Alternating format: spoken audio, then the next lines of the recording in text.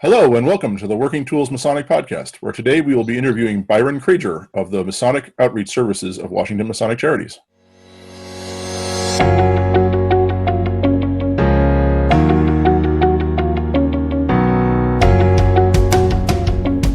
Ladies and gentlemen, brethren all, welcome to the Working Tools Podcast, a casual conversation around Freemasonry. First, it's important to note that our opinions and thoughts are our own and do not reflect those of our Grand Lodge or respective craft or concordant bodies. Please connect with us and ask questions, either here on YouTube or on our Facebook page. We'd also appreciate a thumbs up and especially any comments on our videos.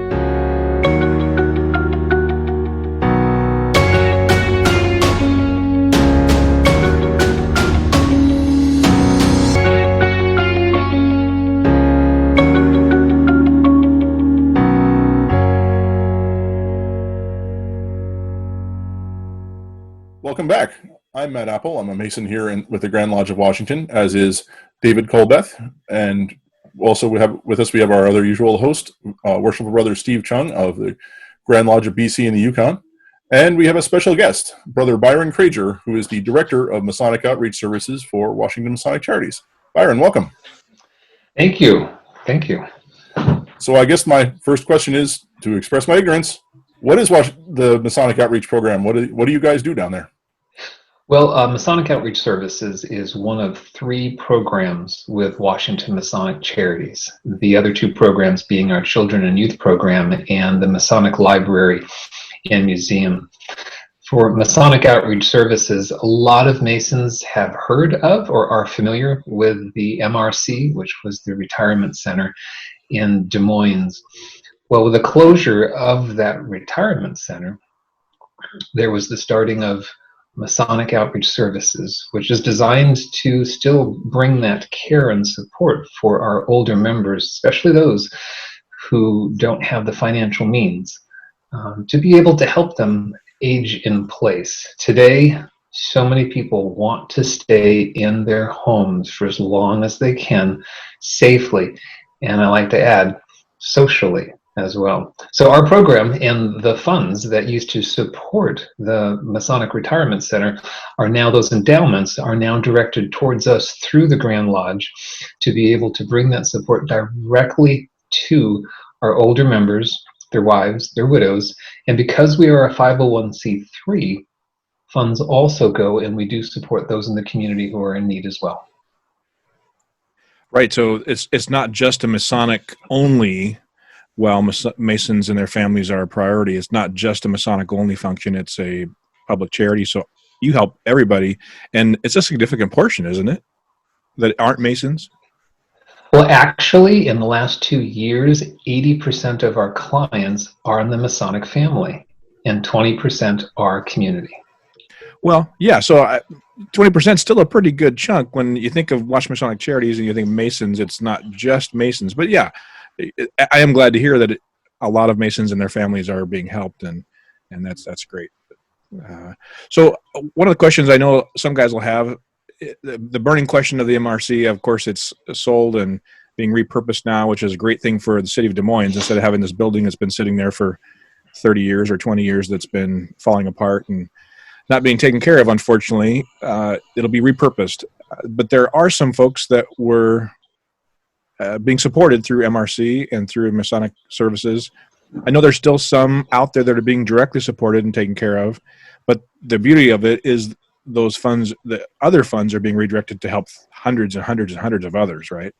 Correct. And we have two more individuals. We have two individuals who are still alive that used to live and receive the service in the MRC. And we've continued with our agreements. The Grand Lodge has and us with the support of everything that we promised them. They are being taken care of very well. Excellent. I know you said that about 80% of your clients, if you will, are from the Masonic family. Is about how many people is that in a year? About 600 people total that we serve. So then take 80% of that. And our services range also.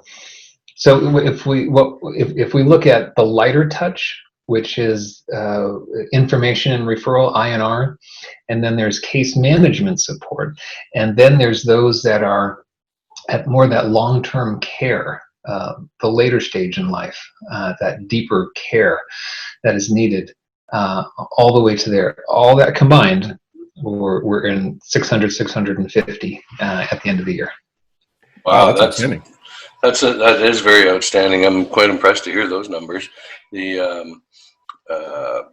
I guess one of the questions that comes to my mind is, how do those, I mean, it's obvious to the Washington Masons that you would exist, but how do you get that message out to the general public?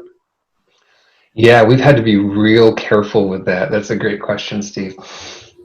When we started, and we've been up and running now for 5 years. When we started, we reached out to the fraternity through the fraternity's lines of communication, and we reached out to the community to say, hey, we're here, we're a 501c3, we need, we received calls from the community very, very quickly. And the approach that we had to scale down to was working with a liaison, our contact person from an area agency on aging. If you're not familiar with area agencies on aging, every county in the state has one, and their purpose is to help older adults in their county with information and referral and case management services and what benefits they might qualify and be able to help them live in their homes longer. So this service already exists out there. So what we did is we then simplified and said, great, our care coordinators, and we have 3 now, 2 in Eastern Washington and 1 in Western Washington, then I help out on this side. We had to scale it down quickly, where it's like, great, the person who is our contact for that area agency on aging, we had to make it real clear that after they did everything they possibly could as an agency to connect that person with resources that are available in their community being immediate local community to state to federal, after they've done all that, if the need is still not taken care of because it's unique enough that there isn't funding that covers it, then call us. Don't give our number to the person who needs that.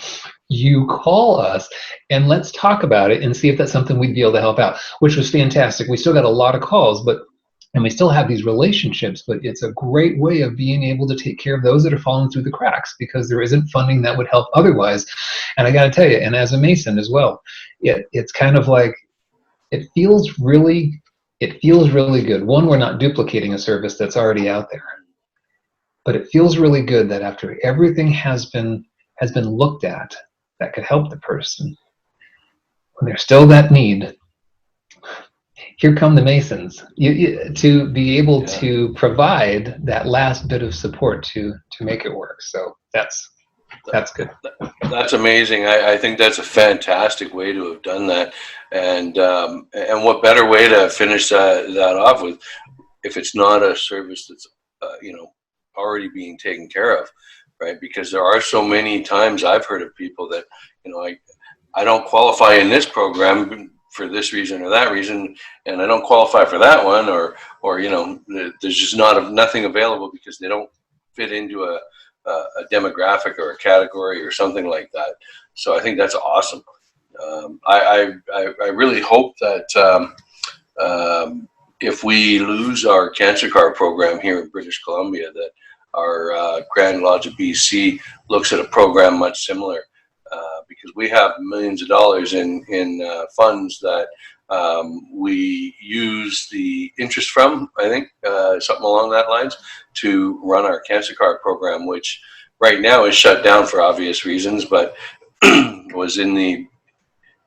it's at risk of being shut down permanently due to legal agreements that the cancer agency wants us to engage into, and liabilities that they want to hand off to the Grand Lodge of British Columbia, and we're not prepared to do those things. So I think your program is fantastic from what I've heard so far. Yeah. So and thank you. We really believe in the model of the service that we're providing, and if there are any jurisdictions that are interested in learning more to see how they can implement a version that works best for them, gladly will be able to share. Because what we're looking at is, and I'm going to go back again to the MRC. Well, there were 300 rooms in the MRC. It's a lot, 300 rooms.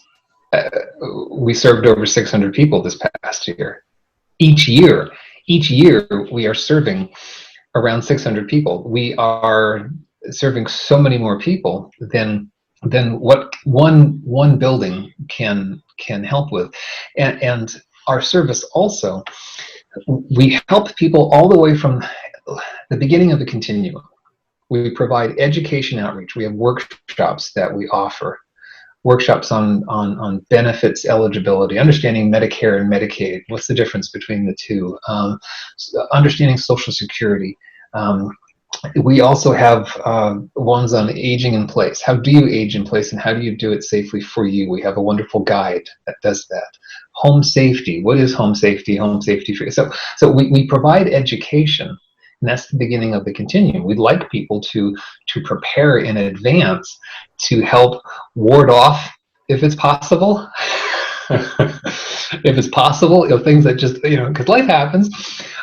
Educate, and then when they have a question, here's that INR again as part of this. They have a question. Hey, I'm looking for. I'll give an example of what we get calls for. A home care agency in this city that works well with someone who has dementia. This is an adult child who's calling. So they would say in Renton or in Spokane, what's a good home care agency that provides it? So quick INR, great. That's all they're looking for, is that information. We provide that information, great. Then we have those that there's a challenge, something has popped up, and they need assistance to help solve that challenge. Great, okay, let's help them and solve that challenge. Our care coordinators are just phenomenal.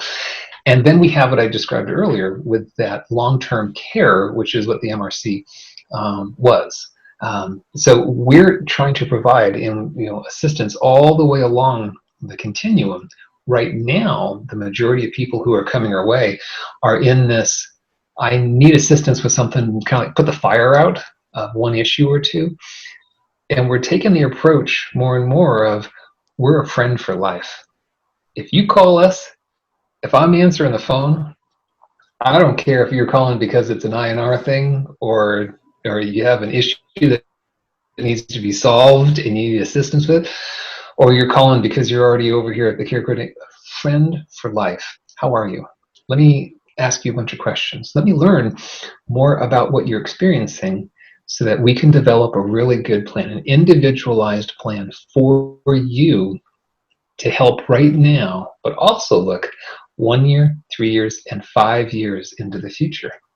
So you will always have us. We're here. Let's solve this right now. We can help you with this right now, but we're going to be here forever, because there is that natural progression. There's that natural progression of, I'm doing okay, I'm doing okay, I'm doing okay, and then all of a sudden something happens. And then people are doing okay for it. And then that happens more and more. We want them to know that we're here for them and that we'd be able to help out. That's awesome. So you help them actually, think ahead where they might not have been thinking ahead of before, to help them properly prepare for what could be coming. And I guess your team's experiences really help prepare them to help these people. Mm-hmm. Just to clarify something, the Washington Masonic Charities doesn't have like a nurse corps that goes actually out to people's houses and that sort of stuff, right? You I don't know what the word is, coordinate those efforts, or how does that? When someone has a question, whatever, I need a reputable company to build me a ramp to get in and out of my house. Okay, call Bill, kind of thing. That I understand. But when you get to this, I need a whole lot of care end of the spectrum. What is it that Washington Masonic Charities or the outreach program does? Yeah, when we're over here at more of that care coordination, deeper level of long-term care that's needed, think of us as that care coordinator. we're that care management, we're that geriatric care manager who would be able to come in and do a thorough assessment to learn what are all the different factors that are challenging the situation. And oftentimes it points towards something that's financial. Let us learn all of that. That's our assessment. Let us then develop a plan. Now, in that plan, we will be able to share, okay, here are the immediate needs that you have. Let's just say they now need a couple of grab bars in the bathroom. And let's say that they also now need someone to provide home care who can come in, clean the bathroom, clean the house once a week, cook some meals, make sure they take their medications. And so home care. So these are all the different needs. And by the way, they need someone who once a month can go out and mow. So what are all the needs that they have? Here's the plan. We can connect you to the services to be able to make that happen. Now, based on your financial situation, you may qualify for assistance with COPES, which would be able to come to the house and provide that assistance for the home care.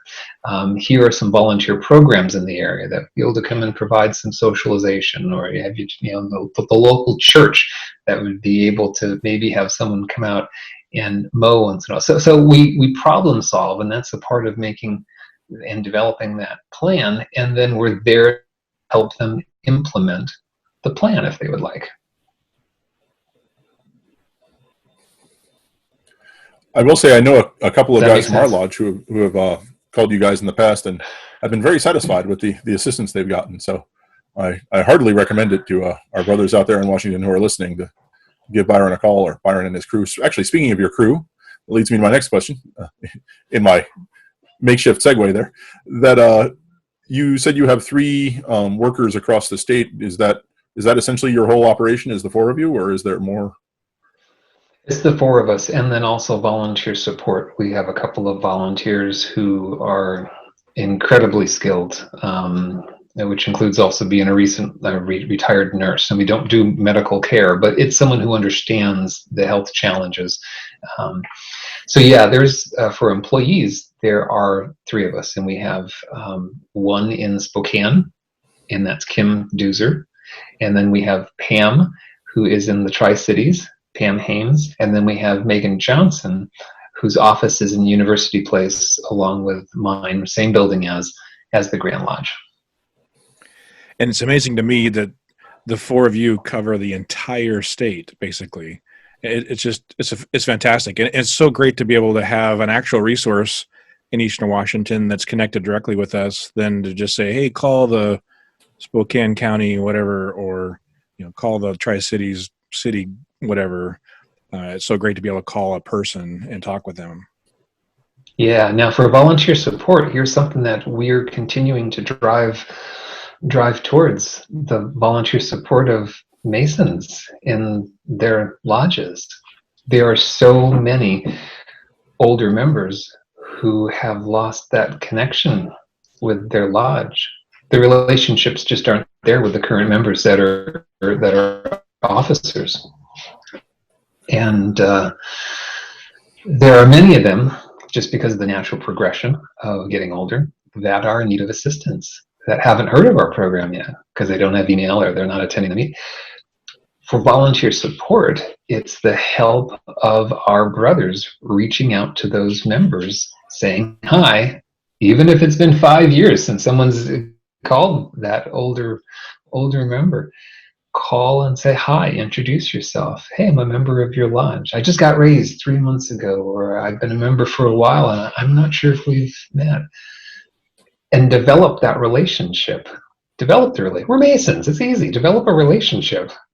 Friendship just seems to go right along right away, right? And in the relationship, that is where we're more likely going to learn that they're in need of assistance, right?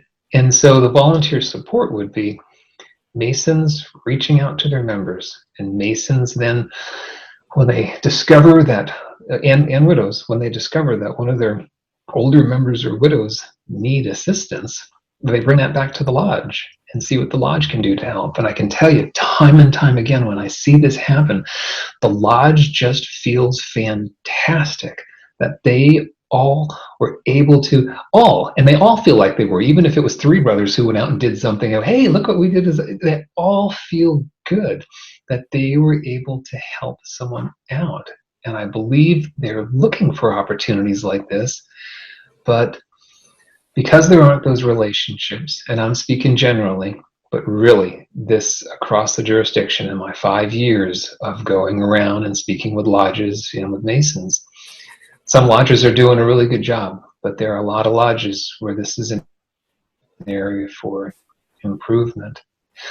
So when a lodge is reaching out and when they are making those connections and building those relationships, when they find a member or a widow who's in need, if it's greater than what that lodge is able to address, call me.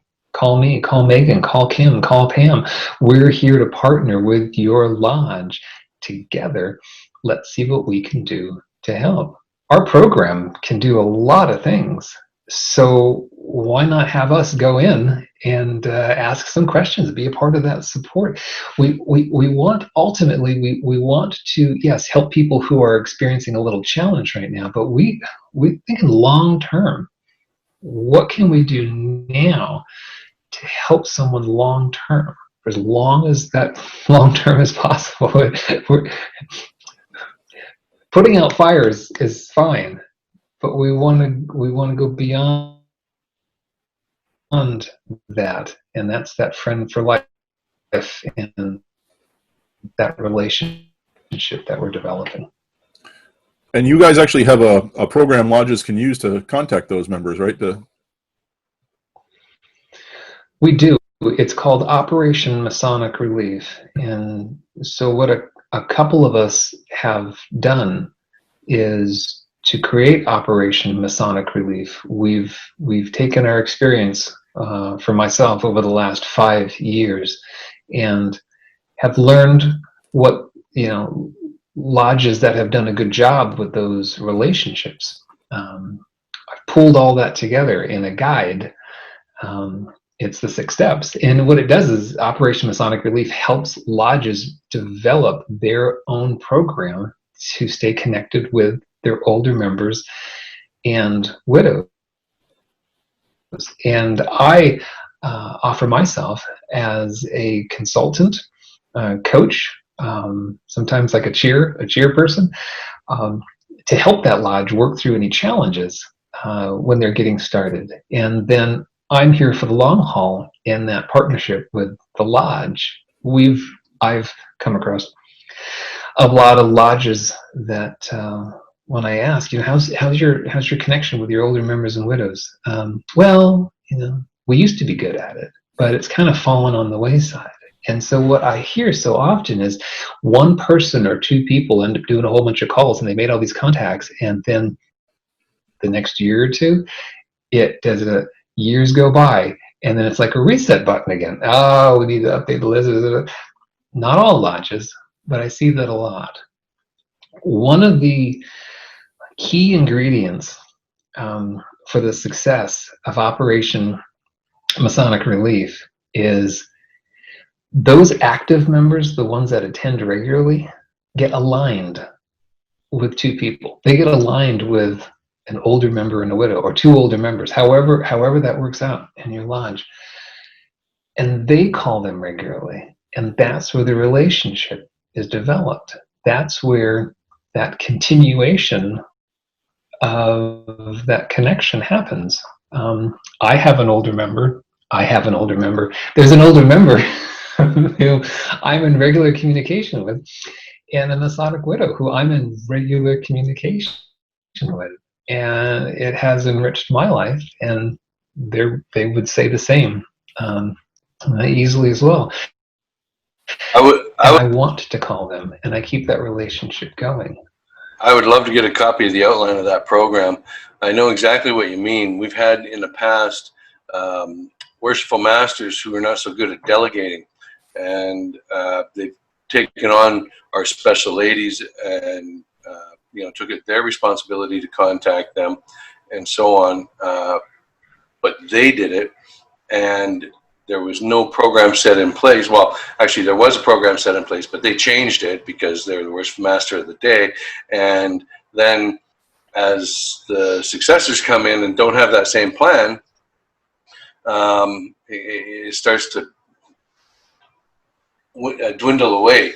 And, then you've got a couple of guys like that are in touch with a couple of the past or the senior members and widows, but that then, you find yourself in a situation of trying to find all these phone numbers and contacts, and in the process you find out that, Sally passed away 2 years ago, and nobody knew, right? And that's so disheartening to hear those things when that happens. So if you could share in an email the outline to that program, that'd be great.